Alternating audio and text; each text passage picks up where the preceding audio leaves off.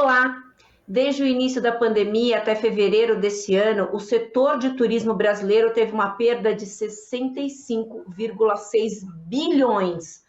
Vamos falar sobre as ações do governo do estado de São Paulo para ajudar a minimizar os impactos negativos da pandemia no turismo, como, por exemplo, as estâncias turísticas paulistas e os municípios de interesse turístico, que deverão receber mais investimento nesse ano. Para tratar do tema, recebo no Alesp Conecta de hoje Mariana Aldri, presidente do Conselho de Turismo da FEComércio. Mariana, seja bem-vinda à Rede Alesp.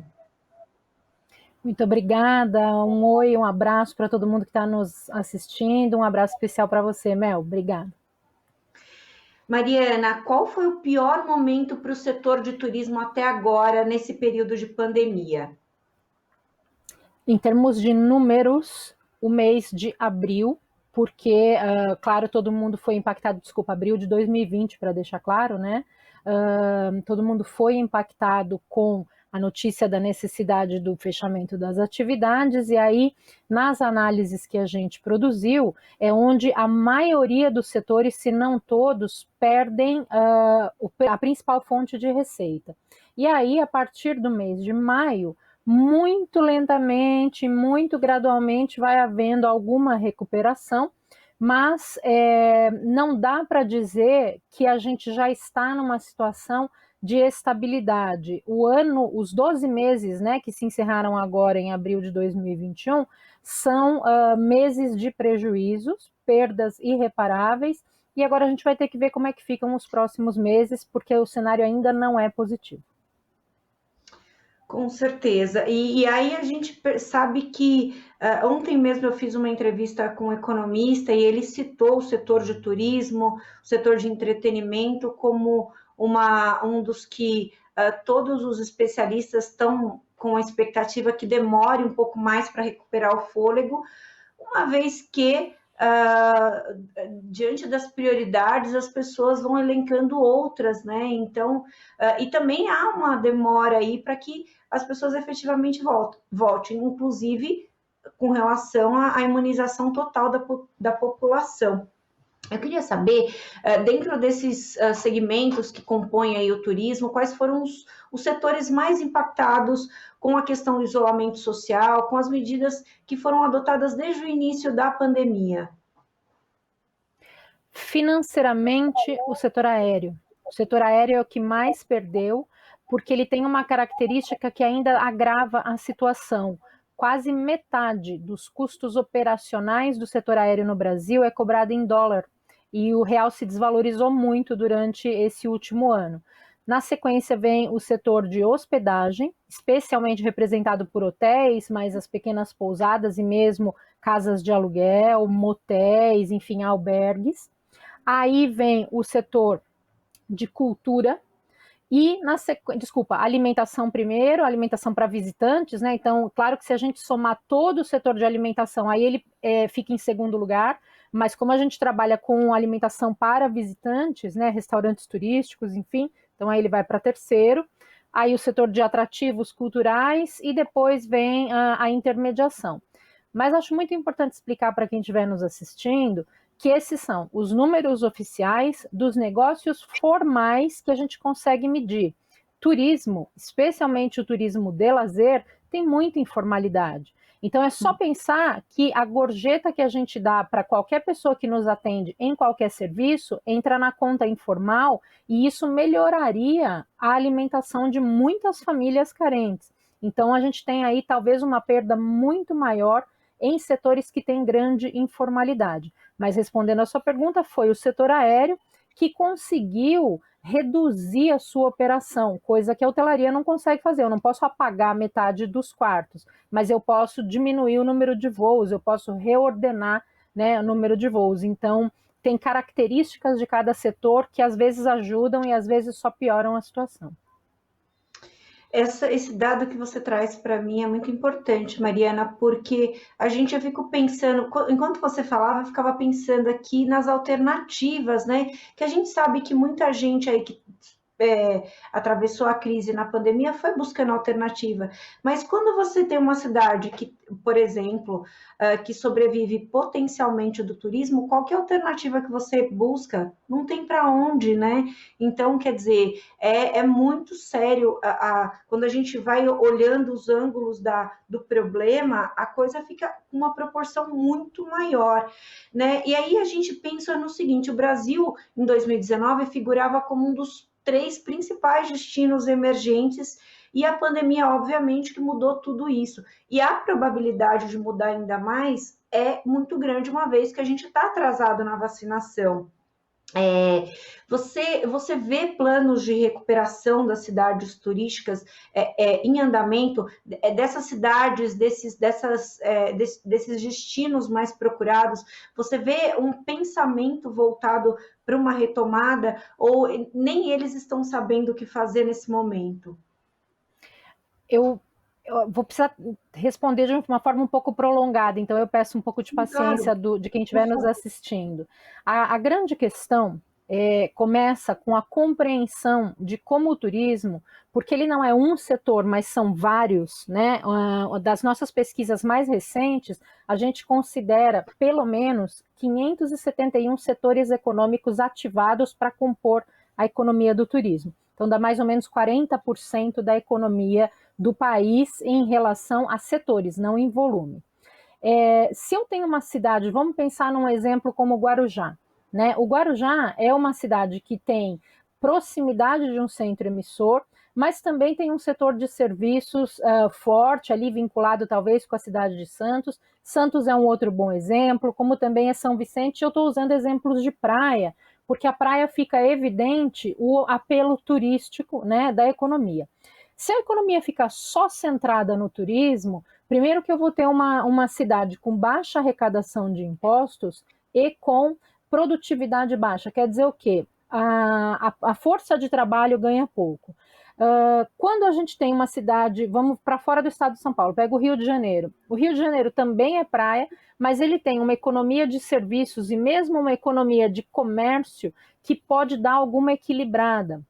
E o que tem sido a grande discussão agora é de que maneira os eleitos e o seu secado, e mesmo os deputados, os vereadores possam discutir, que é redesenhar ou repensar a economia local, que possa ter o turismo como um vetor de desenvolvimento, mas não o único. E um turismo que tenha também leituras distintas.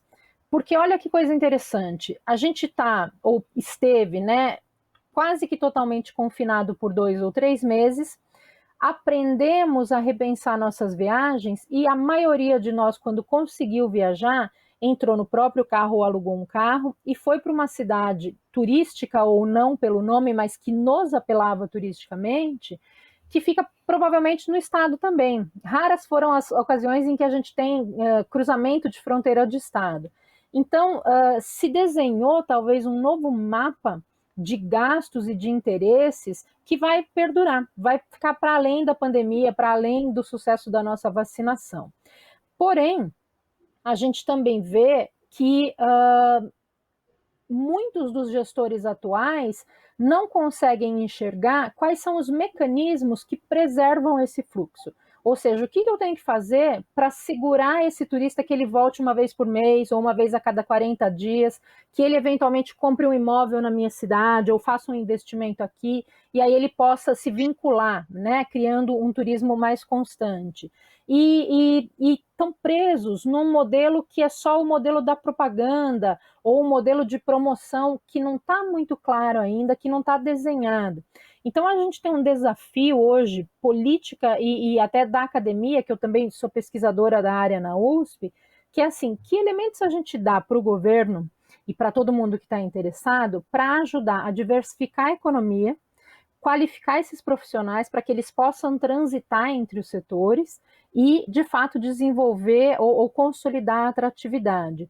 Nosso maior problema para os próximos meses, os bons profissionais de turismo que se viram ou desempregados ou tendo que fechar os seus negócios, podem ter sido reincluídos na economia em outro setor e aí não voltam para a gente. Então a gente cai em produtividade de novo. E aí até recuperar isso são 3, 4, às vezes 10 anos. Então vai demorar para a gente ter bons resultados similares ao que a gente teria se não, obviamente, tivesse acontecido a pandemia.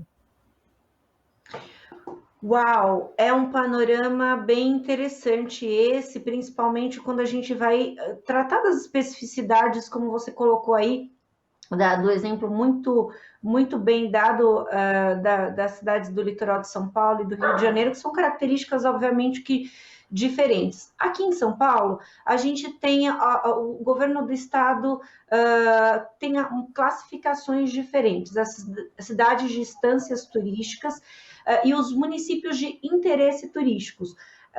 E essas classificações eleva aí o valor de repasse de recurso que o município recebe.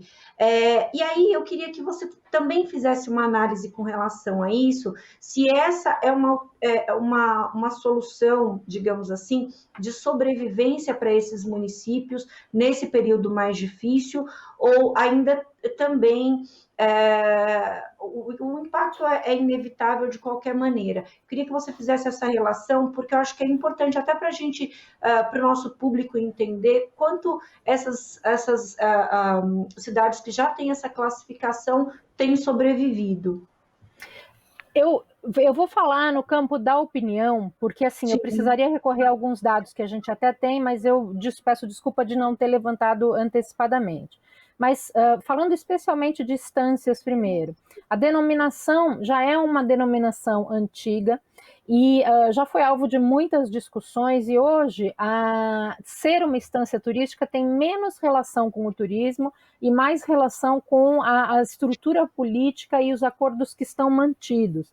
Então a gente tem cidades hoje que nem tem uma economia de turismo estruturada, mas tem a classificação e naturalmente vai receber a verba porque é o que está na lei. Os municípios de interesse turístico, por sua vez, a gente tem que centrar a discussão no que é considerado interesse turístico. Até porque o repasse de verbas ele chega a ser irrisório, não teria ajudado em absolutamente nada no combate ao efeito da pandemia. Mas, mais do que isso, a nossa preocupação, do ponto de vista da gestão pública, esses municípios diferem dos demais em relação ao sucesso, ou seja, eles empregam mais pessoas, vamos imaginar, a cada 50 mil reais investido pelo governo do estado, há um resultado em arrecadação ou em geração de emprego diferente? Porque o que nos interessa hoje é métrica. E, às vezes, um município que pode parecer desinteressante, porque pode ter muitas indústrias ou não tem uma área verde relevante, mas é alguém que concentra conhecimento e receberá visitantes para exposições, cursos, enfim. E ele passa a ser mais interessante turisticamente para o investimento do que um que a gente precisaria trabalhar na preservação do ambiente, transformar num santuário e trabalhar com um turismo menos predatório. Então, a discussão hoje como que esses gestores dos dois grupos, instâncias e MITs, poderiam desenvolver critérios muito claros de alocação dos recursos que são recebidos para justificar a manutenção não só desse programa, como também o pleito de mais recursos. Turismo é uma atividade limpa, a maioria dos turistas tende a adotar hoje um comportamento responsável e sustentável, então sabe da lógica de evitar lixo, de se comportar, de diminuir barulho, enfim, gosta da preservação da condição de tranquilidade daqueles destinos, então valeria a pena equilibrar as atividades. Lá atrás, 1940, 1950, o surgimento da lógica do repasse de dinheiro foi para não destruir todas as cidades com uma industrialização desgovernada.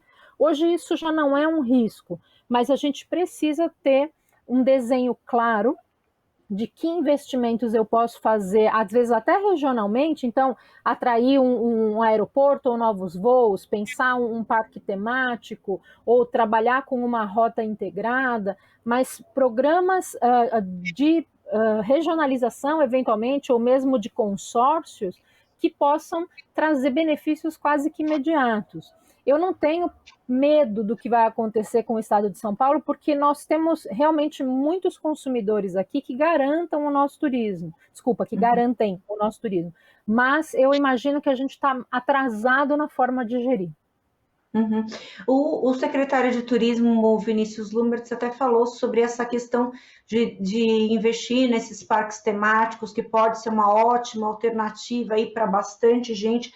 Tem o processo de privatização dos aeroportos, que também pode alavancar aí no interior do estado, em algumas regiões. E aí eu queria colocar uma outra questão aqui, Mariana, que eu fiquei, você falando, foi me ocorrendo algumas coisas.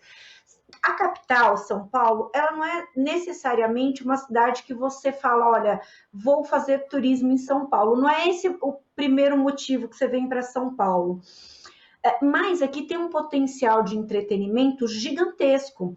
E aí, conforme teve a pandemia, vários eventos de grandíssimo porte, como a Parada Gay, a Fórmula 1 e entre tantos outros, não puderam ser realizados. E isso, obviamente, que impactou no setor de uma maneira desastrosa, não tem como não dizer isso.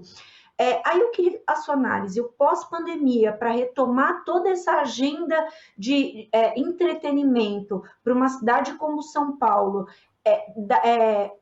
alavanca uma retomada rápida ou ainda pode ser muito paulatino, uma vez que as pessoas ainda têm medo da pandemia? Vai estar necessariamente vinculado com o equilíbrio da rapidez da vacinação, ou seja, quanto mais rápido a gente chega nos grupos mais jovens, que são o público-alvo desse tipo de evento, e a forma com que a gente vai fazer o anúncio ou a divulgação da segurança desses eventos. Então, a gente viu, nesta semana e a semana passada, duas situações muito interessantes. Os esportes que foram retomados na Austrália e na Nova Zelândia e um show controlado em Barcelona. Os dois demonstram que, o primeiro, a vacinação em massa garante um retorno ao normal que a gente sente falta, e o segundo, há possibilidade de controles, lembrando que o que a gente está olhando não é só garantir que todo mundo fique de máscara ou garantir que tenha álcool gel, não é isso, mas é como que se controla a transmissão e a avaliação do risco, porque as festas estão acontecendo aqui em São Paulo, ainda que clandestinamente, né? Porém, há uma coisa que não aparece muito nas reportagens e nas discussões, que é o desejo reprimido das pessoas. Então, a curva vai ser uma curva que sobe muito ao anunciar a possibilidade de festas, shows, assistir uma grande atividade esportiva e houver público vacinado e interessado, você não tenha dúvida, isso vai retomar imediatamente e podendo retomar, às vezes, com um poder econômico até maior, ou seja, com ingressos mais caros, porque a demanda é maior do que a oferta vai acontecer naquele momento. Uhum. Mas tudo isso está num horizonte de tempo que eu hoje, de maneira otimista, coloco entre setembro e dezembro. A gente tem de hoje até setembro para segurar essas pessoas alimentadas com alguma possibilidade de emprego ou renda e as empresas. Então, eu não posso nem arriscar a vida das pessoas e, em segundo lugar, desestruturar a economia. E é nesse sentido que a gente pensa qual seria o mecanismo mais ágil por parte do governo do estado e por parte das prefeituras de tomar uma decisão, às vezes um pouco mais dura, mais complicada do público aceitar, mas com essa certeza, quanto antes a gente fizer isso de maneira mais rígida e mais séria, mais rápido toda a economia volta. E a gente está com um exemplo lindo no estado de São Paulo, que é a cidade de Serrana, né? Só essa semana o comércio já recuperou muito do movimento dos últimos meses em que eles estiveram mais restritos. Então não tem mais o que duvidar da importância e do resultado dessa vacinação para todos os setores. Claro que para o nosso, que nos interessa muito, mas para todos sem exceção. Então a gente precisa fazer mais propaganda do que aconteceu em Serrana e tentar usar a força dos nossos prefeitos e dos nossos deputados para acelerar ainda mais esse processo, pelas parcerias do movimento Todos pela Vacina, ou por mais pressão pública, né, em função da obediência das regras. Mas eu tenho certeza, as atividades de entretenimento, como você mencionou, as esportivas, as religiosas, aquelas que aglomeram e que nos deixam sempre melhor, sempre felizes, elas voltam assim que autorizadas e as pessoas estão desesperadas por isso.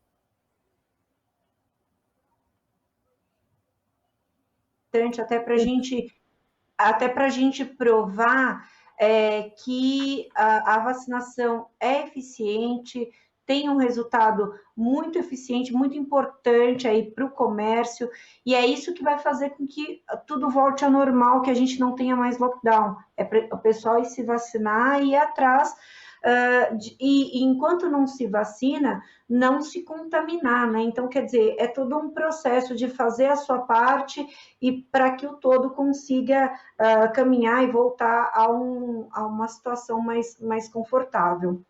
Não dá para a gente deixar de abordar aqui, Mariana, sobre a questão dos trabalhadores. Você mencionou aí que muitos trabalhadores com talento aí na área do turismo podem ter sido perdidos, né?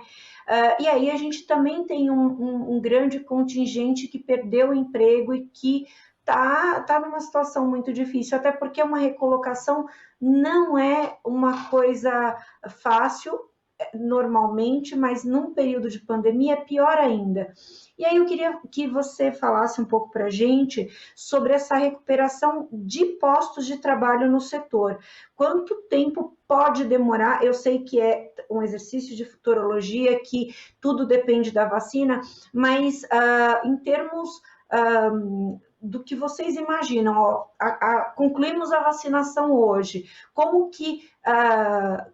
quanto tempo esse setor pode demorar para retomar, para que essas pessoas voltem a ter os seus trabalhos? Veja só, a gente até fez essa conta considerando uma informação que é, obviamente, frágil, mas eu vou compartilhar com vocês. Vamos supor que a informação de que pelo menos 70% da população terá sido vacinada em setembro. Se isso de fato acontecer, e assumindo que o setor de turismo mais amplo perdeu 100 mil vagas formais, pelo menos 60 mil vagas, entre 55 e 60 mil vagas, serão recuperadas até dezembro de 2021. E as outras 45 ou 40 mil ficam para o primeiro semestre de 2022. A diferença aqui é que é a vaga que é recuperada, não quer dizer que aquela pessoa que perdeu o emprego volta no mesmo emprego. Então, a gente vai perceber a oferta de emprego com uma remuneração um pouco menor. Então, o grupo dos jovens mais recém-formados ou pessoas com menos experiência se beneficia nesse momento, ou a gente faz aquele movimento que nos entristece muito, que é o downgrade da carreira, né? Você tinha um determinado salário, mas para sobreviver você vai se sujeitar a um salário menor, porque não há oferta compatível com a sua qualificação naquele momento. O que me preocupa mais é assim, para o estado de São Paulo, o cenário de emprego não é tenebroso. Então, houve muita movimentação. A área de tecnologia e a área de produção de conteúdo contratou muita gente. E contratou com salários até maiores do que o turismo normalmente pagava. O que me preocupa é justamente isso, essa pessoa não volta. Então, a gente pode ter aí um investimento adicional necessário em treinamento. E as empresas já estão sufocadas, né? Pagando os acordos dos empréstimos, os impostos atrasados, todos os compromissos, e aí ter que investir em treinamento vai ser algo que vai ficar defasado e possivelmente negligenciado. Mariana, a gente sabe que muita gente perdeu a renda nesse período de pandemia, pessoas que tinham o hábito de viajar tiveram essa perda significativa de renda, mas outras pessoas não. Outras pessoas guardaram o dinheiro por uma questão de estratégia, ninguém sabe o que vai acontecer amanhã, né? E aí há uma expectativa, inclusive nas reportagens do dia de hoje, muita gente está indo atrás das vacinas da Pfizer, porque a comunidade internacional dá preferência para essa vacina, Então, para poder fazer viagens internacionais. Mas o turismo interno precisa dessas pessoas.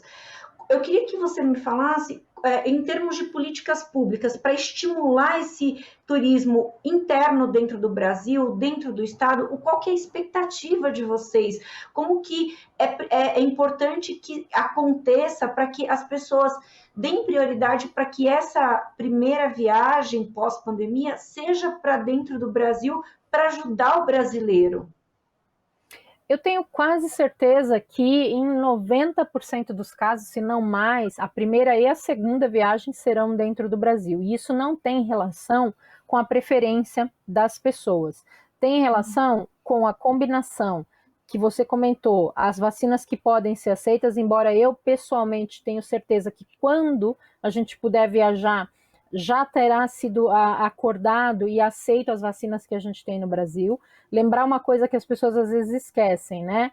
A vacina, no caso da Coronavac, que é produzida na China, também é aplicada na China, e a China é o maior mercado consumidor de Europa. Então, o europeu não vai abrir mão do dinheiro que vem da China. Não é o Brasil que interessa nesse momento, é o poder de mercado e de consumo do chinês. Mas, enfim, isso está sendo negociado. Quem sabe em um mês a gente tenha notícias. A desvalorização do real. Então, viajar para o exterior, com raríssimas exceções, sai pelo menos 40% mais caro do que saía em 2019, só por essa consideração. A gente adiciona a imagem do Brasil no exterior e o fato de que pode até ser que haja voo, haja autorização por conta das vacinas, mas pode haver política bilateral de delay, ou seja, evitar ou não aceitar pessoas vindas do Brasil, porque a gente pode ter variantes que eles ainda não têm controle naqueles destinos. Então, isso tem que estar no cenário e temos que nos preparar para lidar com esse mal-estar, ou seja, sermos não bem-vindos em determinados países. E, para o lado interessante, houve tempo e houve investimento de qualificação, de dedicação de muitos profissionais do turismo em redesenhar, adaptar, construir, conceber, enfim, mudar o cenário do turismo nacional. Então, hoje a gente tem uma variação uma variedade de produtos e serviços do turismo nacional que entraram na lista de desejo dos brasileiros, que eu imagino não só que serão as viagens que primeiramente serão feitas, como vão ficar nos desejos. Então, a gente vai ter um contingente muito significativo de interessados em visitar o Brasil e revisitar.